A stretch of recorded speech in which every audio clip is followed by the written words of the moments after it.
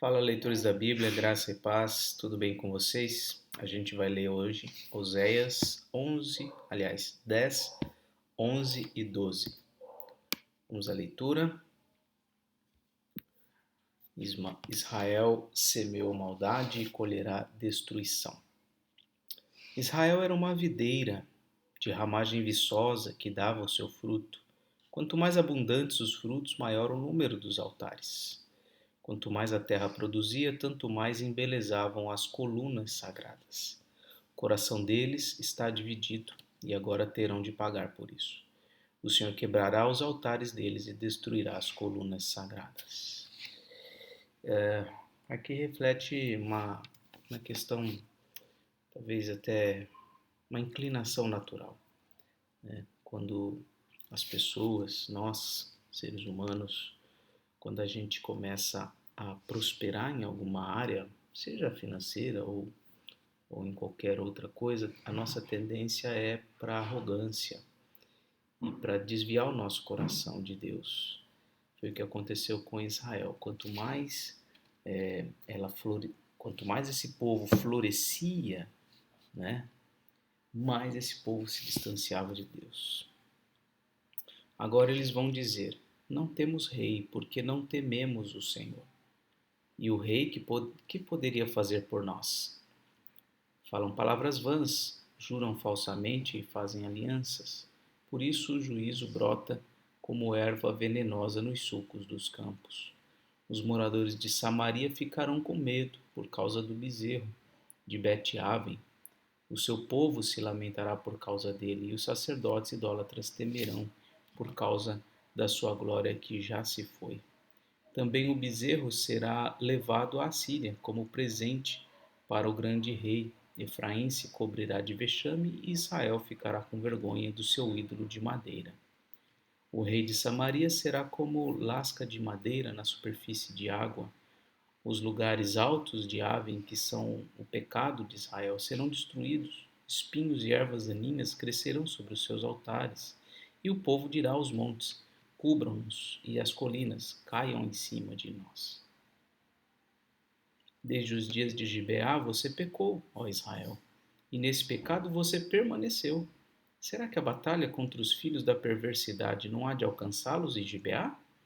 Eu os castigarei na medida do meu desejo. Os povos se ajuntarão contra eles, quando eu os punir por causa de sua dupla transgressão. Porque Efraim era uma bezerra domada que gostava de pisar o trigo na eira. Coloquei o jugo sobre o seu belo pescoço, atrelei Efraim no carro. Judá lavrará, Jacó lhe desfará os torrões. Então eu disse: semeiem a justiça e colham a misericórdia. Lavrem o campo não cultivado, porque é tempo de buscar o Senhor, até que ele venha e chova a justiça sobre vocês. Vocês lavraram para a maldade, colheram a injustiça, comeram os frutos da mentira. Vocês confiaram nos seus carros de guerra e na multidão dos seus valentes, e por isso, entre o seu povo se levantará o tumulto de guerra, e todas as suas fortalezas serão destruídas. Como Salmã destruiu Bet-Arbel no dia da batalha, as mães foram despedaçadas com os seus filhos.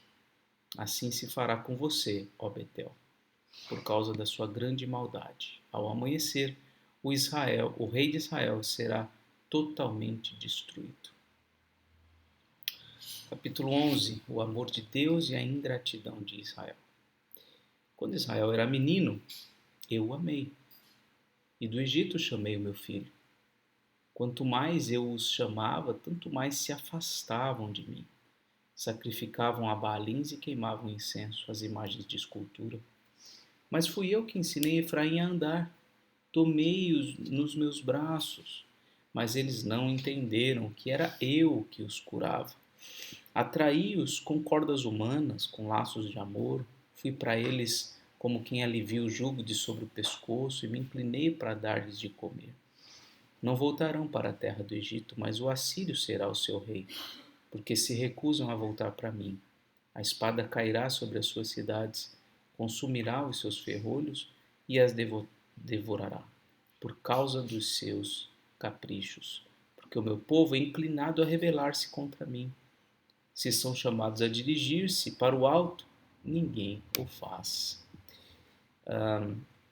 Aqui Deus está falando para eles, né, sobre o cuidado que ele teve, o amor que ele teve, a, a insistência até mesmo, né, de chamá-lo, de ir até ele.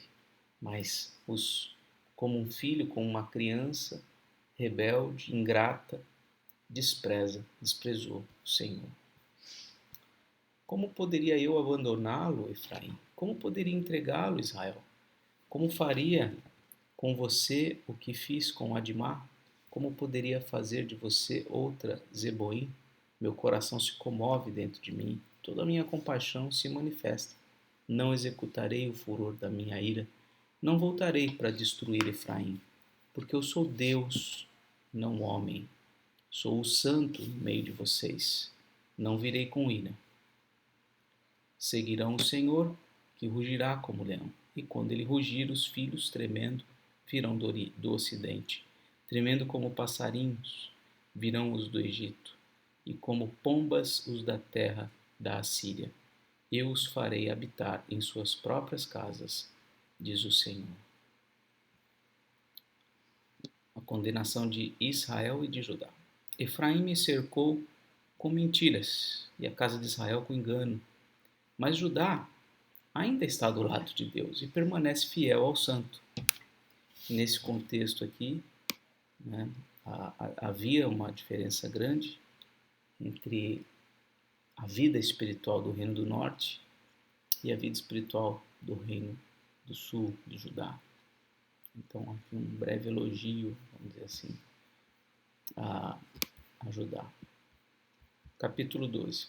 Efraim apacenta o vento e persegue o vento leste o dia inteiro, multiplica mentiras e destruição. Faz aliança com a Assíria, mas o azeite é levado para o Egito. A acusação contra Judá agora. O Senhor tem uma controvérsia com Judá e castigará Jacó segundo a sua conduta. Ele lhe dará o que merece por seus atos. No ventre Jacó pegou no calcanhar de seu irmão.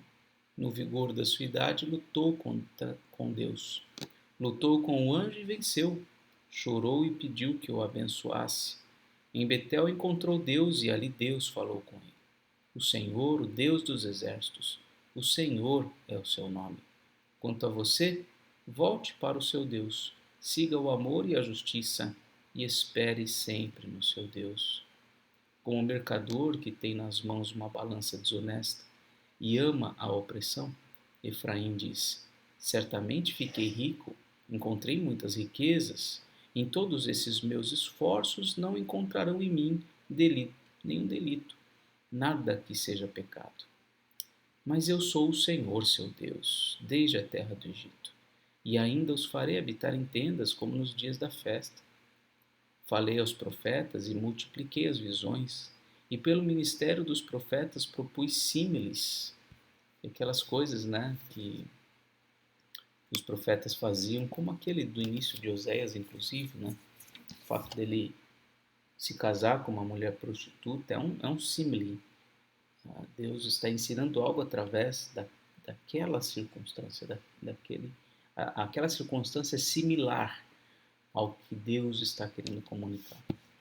Será que a transgressão em Gileade, eles são pura vaidade?